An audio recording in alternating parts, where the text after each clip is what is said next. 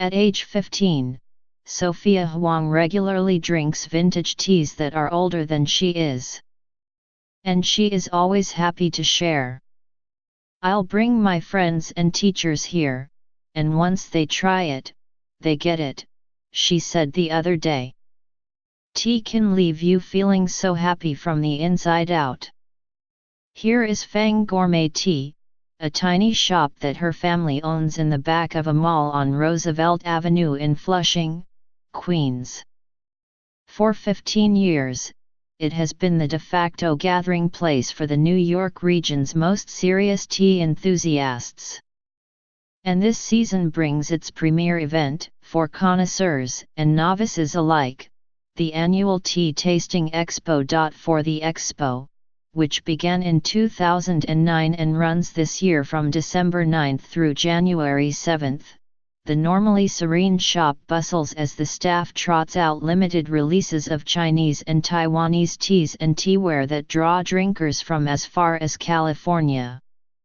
Tastings cost as little as $5, but one-of-a-kind teapots, cups, and other ceramics can sell for several $1,000s. The costly teas and pottery are often unobtainable anywhere else in the United States, even for seasoned drinkers with connections of their own. This year, a fermented Liu Bao tea believed to date back to the 1890s has been brought out of storage just for the expo. A tasting is $180 a person. It requires an appointment, and a commitment that a group of 3 or 4 will devote 2 consecutive days to drinking and appreciating the tea's complexity as it is steeped again and again. Only with repeated brewing as many as 60 infusions for the Liu Bao can tasters fully experience the tea's flavor and texture, which change with each new pot. But the expo is more than an opportunity to share rare and newly available teas. It also gives tea devotees, many of whom see one another only once a year, a space to obsess together. People come from all over the country to fit the expo into their vacation plans, Edison Su said in Mandarin, translated by a colleague. Mr. Su, 48, is the director of tea at Fang, which sells an impressive roster of tea and teaware year-round, and offers tastings and occasional classes. Although he has studied the subject for 25 years and traveled regularly to tea fields across China and Taiwan, he still considers himself a student of the leaf. For him, the expo is more about education and community than about profit. "The shop is not a big moneymaker," he said.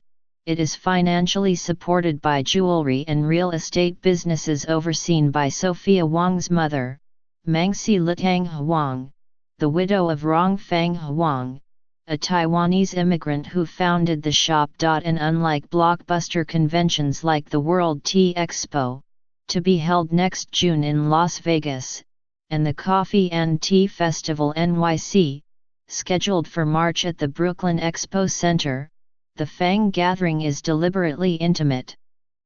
There are no keynote addresses, swag bags, or sponsors. What brings drinkers back year after year is the promise of exceptional teas and conversation with kindred spirits. "Yesterday I texted these 2 to tell them, the tasting event is tomorrow," said Stella Wei, of Flushing, gesturing to the other women at her table.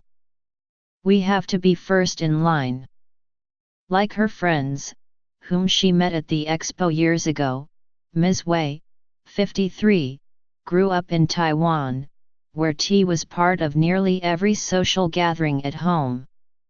Now a customs broker, she brings business associates to the shop as a special treat and icebreaker. "You can't get these kinds of tea elsewhere," she said, "but sharing them with others, that's the most important part." Her friend Elizabeth Yang, also 53, added, "It's difficult to explain to people. But when you come here, you feel honored. You're drinking with such kind and patient people who share their knowledge."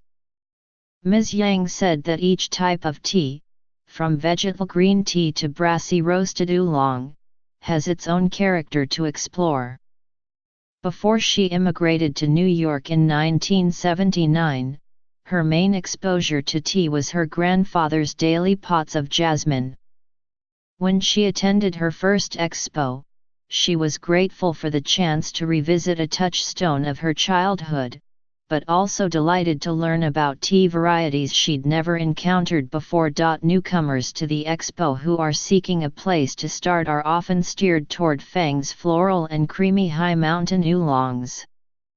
More experienced visitors head for the Lao Cha, aged tea, which Sophia Huang describes as earthier, with a deeper flavor and feeling. While some teas, like snappy green teas and early season Darjeelings, are tastiest within months of picking, others benefit from years and even decades of aging, much like vintage wine, to mellow out their rougher elements and produce thick, velvety textures in the mouth. For Ms. Wei, 30 to 50-year-old teas are the sweet spot. At this year's expo, intrepid drinkers looking to dig deeper can taste 5 vintages of celebrated Pu'er tea, from 2016 back to 1976. It pays to visit the expo early.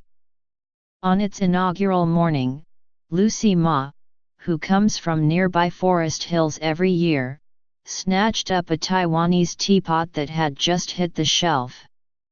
Made by the master potter Deng Ding Su, whose renowned ceramics fill galleries on that island and in China, it's one of a few pieces from his rock mineral series, made from clay unearthed during a catastrophic quake in 1999. The clay glimmers as if studded with silver and gold. Fang Gourmet Tea is the exclusive American seller for Mr. Deng, who every year ships a new selection of eagerly anticipated pieces to the expo. As she left the shop with her prize, Ms. Ma turned to the room and announced, "I'll be back to see Mr. Su soon, to see what other goods I can wring out of him." Fang Gourmet Tea, 135-25 Roosevelt Avenue, Flushing, Queens, 888-888-0216. fangtea.com. The expo runs through January 7, daily from 10:30 a.m. to 7 p.m. Admission is free, most tastings cost $5 to $40. Follow NYT Food on Facebook, Instagram, Twitter and Pinterest. Get regular updates from NYT Cooking, with recipe suggestions, cooking tips, and shopping advice.